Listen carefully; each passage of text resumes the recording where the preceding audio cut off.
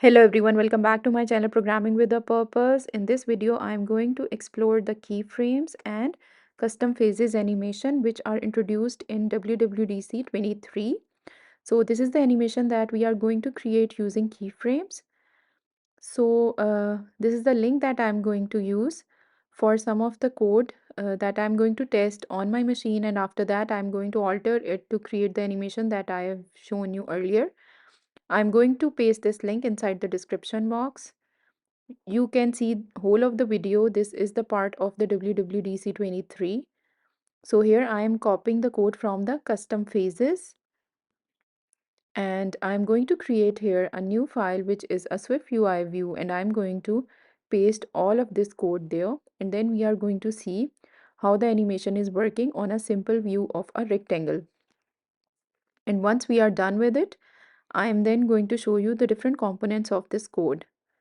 So here I'm setting the frame width and height of rectangle, and then I'm going to set a foreground color which is blue. So here there is an error on the trigger, so I'm going to remove it for now, and we are going to copy and paste this code outside this struct frames view. So now the code is working, and this is the animation that is being played. So now I'm going to show you some of the components of this code, how it's working. But let's first add a trigger here. So trigger is basically any variable which is going to change its value, and when its value is changed, then this animation will start to play out. So here I'm adding the trigger value which is of type int, and here I'm going to add a button which is going to increment this value once clicked, and that is going to basically start this animation. So here is the button title, and in the action I'm going to increment this value variable.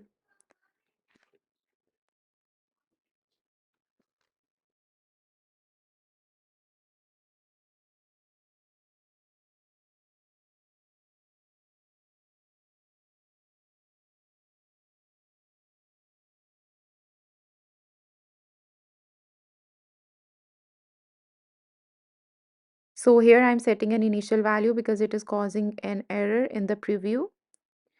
So now the button is going to be visible on the right hand side inside the preview. When I click it, the animation is going to be played out on the screen. So this is how this button is going to work. So you have seen that we have added phase.all cases. Phase animator is going to iterate over all cases. These are the phases, and I have set a specific animation for each of the phase. For initial, move, and scale, which of the animations are being played. So these are the settings for the phases inside the animation of the phase animator. And here these are the phases that I have set for the animation. So there are 3 phases, then there is a vertical offset for each of the phase and a scale value. Inside the phase animator and content phase, I have set the scaling effect, which is according to the scale, and an offset, which is according to the vertical offset that we have set inside the enum phase. So this is how we are going to basically compose a phase animator and use it to play an animation that is going to iterate over the phases. So this is the code that I have copied from a link I have showed you earlier. So you can copy the code from there and play around with it and use different type of use cases to understand the code. But I have explored the basics here. Now I'm going to basically delete this code, and we are going to move to the keyframes code from that link again. So I'm commenting out the custom phases, the enum phase, and next I'm going to copy this code from the WWDC 23 link for keyframes. So they have applied it to a reaction view. I'm going to use my own custom view, which is a rectangle. So I'm going to delete it. And then there is a keyframe animator with certain values. I'm going to comment out the foreground style. These are the keyframes that are added here. So there is an error. I'm going to move this struct outside this frames view struct. So I'm going to paste it on the top. So after that, you are going to see the animation on the right hand side. So this has different type of animation. There is a rotation effect, scale effect, two types, and then there is an offset, and which is according to the values inside the animation values struct. So then we are going to iterate on the keyframes, and how we are going to set a keyframe track according to a single value inside that struct. And then there are a lot of frames that we have added according to the type of interpolation we want, like cubic keyframes, linear keyframes, or spring keyframes. And you have seen that the number of keyframes are not consistent in each of the keyframe tracks, so you can add as many keyframes you want. So this is basically, it gives you a lot of liberty to implement the animations. You can add different type of interpolations inside one keyframe track, like we have added linear and spring keyframes in the keyframe track, which is handling the scale value. So this is how the keyframe tracks will work. You can get the details of it from the link that I've mentioned in the description box. You can view the complete video of WWDC 23. So this is the demo animation that I want to create. It is not exactly like that, but I wanted to create the animation using keyframes, which is much closer to this animation. I'm also going to post the link of this animation inside the description box. So here I'm removing my previous animation, and then we are going to create a simple view first, and then we are going to apply the animation to each of the element. All of the animations are asynchronous, which means that each of the geometric figure is going to move according to its own animation, which will become quite complicated if we use the phase animator. You can try implementing it using the phase animator, and you are going to see that the code becomes quite complex. So for such type of animations, we can use the keyframe animations. So here I'm creating a simple rect of color blue, and I'm going to make its rounded edges. So with a corner radius of 20. So this is one of the component. Now I'm going to create a circle with a certain frame width and height, and then I'm going to apply a foreground color to it. So we have created two geometric figures like this, square and circle. After that, I'm going to create another 8 stack, which is going to create a triangle as well as a rectangle. So this is the green rectangle, which will be aligned with the circle. So we need to add a triangle on the left hand side of this green rectangle. But since the triangle is not built into SwiftUI and Swift, so we need to create a custom function in which we are going to draw the triangle and then call that inside my main view. So here there is a struct triangle which is extending shape, and we are overriding its function path. So we have created a path and we are moving it to a certain point, and then we are going to draw some lines and close it. Follow all of these steps to create the triangle. I'm not making its edges rounded. If you want to do that, you need to add some more code, but here I'm working without it.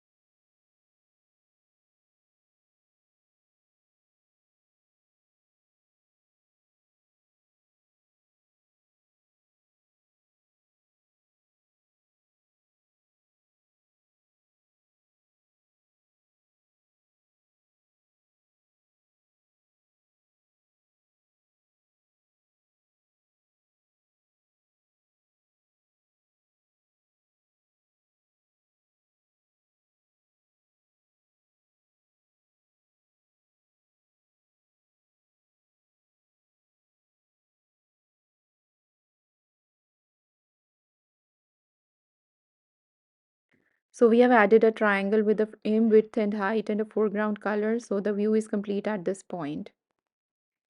Now I'm going to add the keyframe animator here. and we are going to populate the values inside the initial value and the keyframes. So I am deleting the remaining arguments, and here there is an animation value struct that we have created for the keyframes animation of WWDC 23 video code. So I'm using that here again, and we are getting here the content value in, and then we are going to use the content to apply the animation, which is in this case a scale effect we are applying to the top rectangle. So the scale effect is according to the value dot scale value inside the animation values struct. Next, we are going to basically apply the keyframes, which are going to tell that how this value dot scale is going to be changed over time.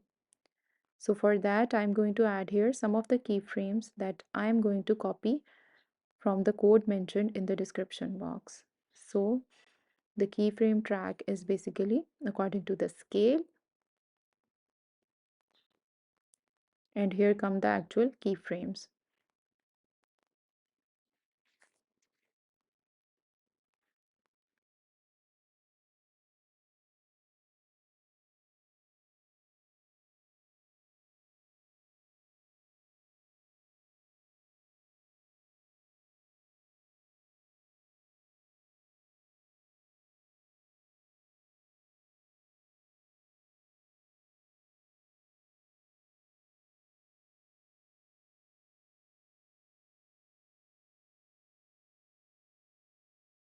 So here I'm improving the formatting of the code, and after that I'm going to change just one thing inside the spring keyframe, which is on the second position, and I'm going to basically make it smaller when it's going to scale. So I'm going to move it from 1 to 0.5, and rest I'm not going to change the durations. So you are going to see that how it's going to look like. If you want each of this keyframe interpolation to have a longer or shorter time, you are going to alter the duration parameter. So next I'm going to apply the animation to the circle. So it is going to move from top to bottom. So we are going to apply an offset to it. So follow all of these steps and apply the animation to the circle on the right hand side of this blue rectangle or square.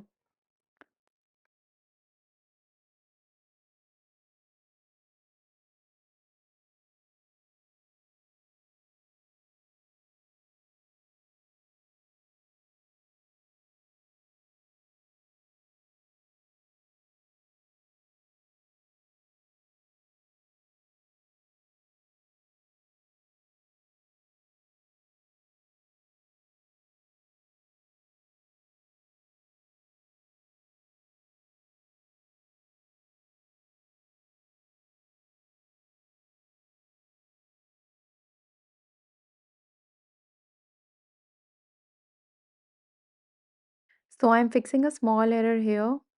We need to pass only a single scalar value to the offset. So I passed it as a y value since it is going to basically move along the y-axis.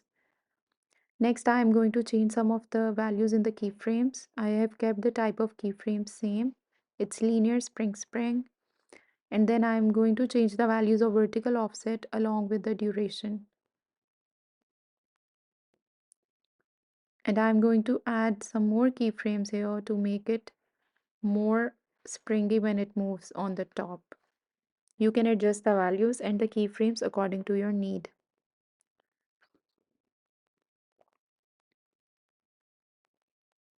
So this is how it's going to move. You can see the movement on the right hand side on the red circle. So here I'm changing some of the values.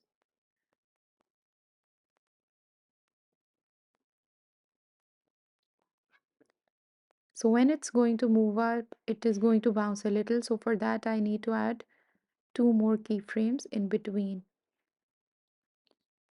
So after that, it is going to move to the static position, which is its initial duration in 0.25 duration, which is 0.25 seconds. So this is how the circle animation is going to look like. Next, we are going to apply the animation to the lower edge stack.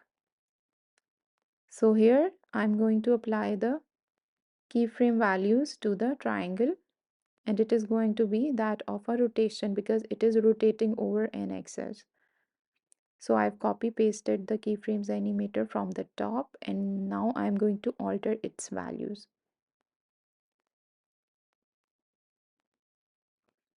So here we are applying the rotation effect, which is according to the value dot angle. And after that, I'm going to change the keyframe track from scale to angle, and I'm going to add here some of the values. So I'm using the cubic keyframe. You can use any other keyframe, but I find it closer to the actual animation that we are trying to reproduce here. So the degrees is -20 because the triangle initially is a little bit tilted towards the left. And after that, I'm going to add another cubic frame with another angle value.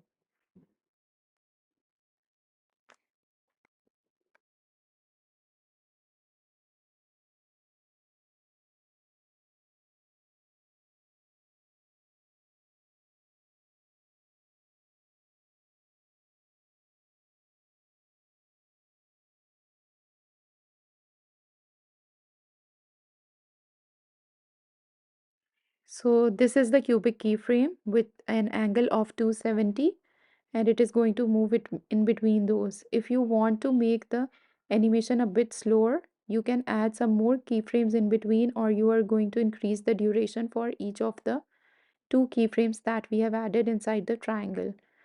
Next, I have copied all of these keyframes to rectangle, and we are going to move it. This rectangle is being compressed and then moved back to its scale.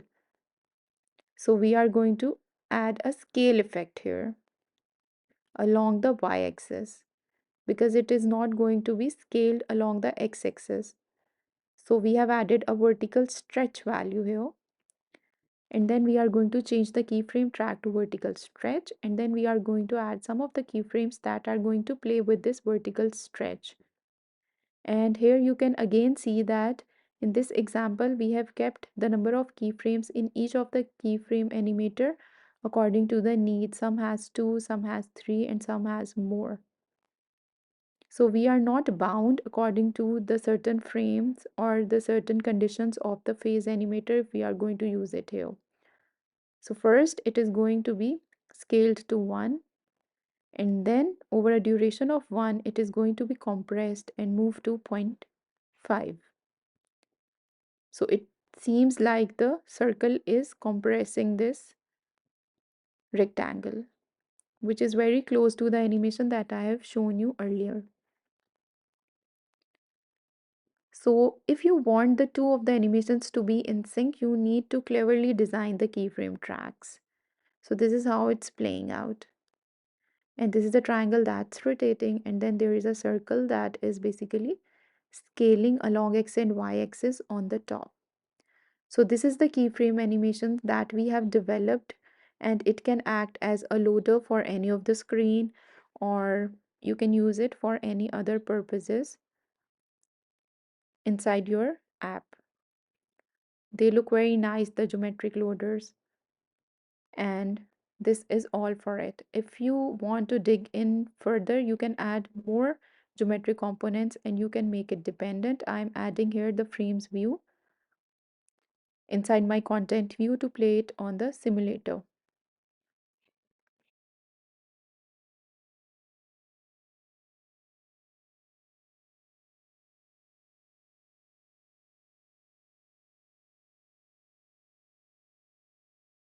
This is how it's going to look like inside a simulator. The simulation is pretty much the same.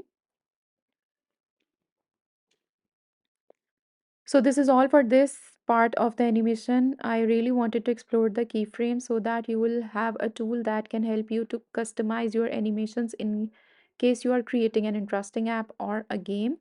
So I hope you have enjoyed this video and this series overall. If there are any queries, post in the comment section. Do not forget to subscribe to my channel, like and share this video. Thanks for watching.